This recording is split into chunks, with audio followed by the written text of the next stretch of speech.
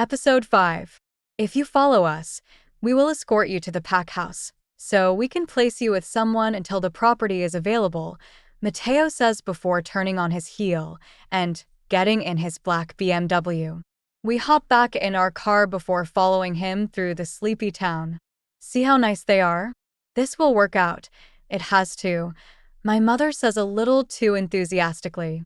Clearly, she missed the look the beta gave me. We followed their car all the way to the end of town before pulling down a road that went into the forest. Following it for another 10 minutes, we stopped on the horseshoe driveway in front of a massive sandstone mansion. There are 3 levels of windows with bushy green hedges out the front.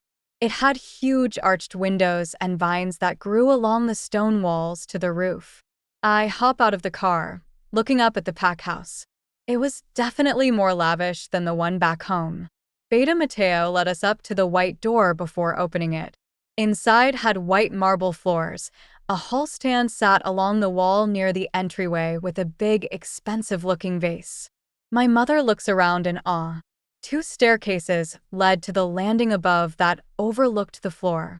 We walk toward the door between both stairwells. I see some bench seats next to it, and Mateo knocks on the door before I hear a deep voice telling him to enter. That same voice sent a shiver up my spine. Beta Mateo slips through the door, closing it behind him before returning and telling my mother and father to go in and for me to wait in the foyer until called. I waited for what felt like hours before my mother came out sitting next to me. The packhouse was pretty quiet and we saw no one walking around. He is just speaking with your father.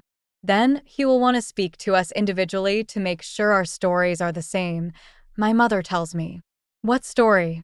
They banished us because of me, I whispered to her. He was going to find out. He was going to find out and kill us or, worse, make me leave without my parents. Shh, calm down. Everything is fine. He probably won't ask you much because you're our child, she says, trying to calm me down. I could feel tears brimming, and I quickly wiped them away. What did you say? Just that they were going to banish us.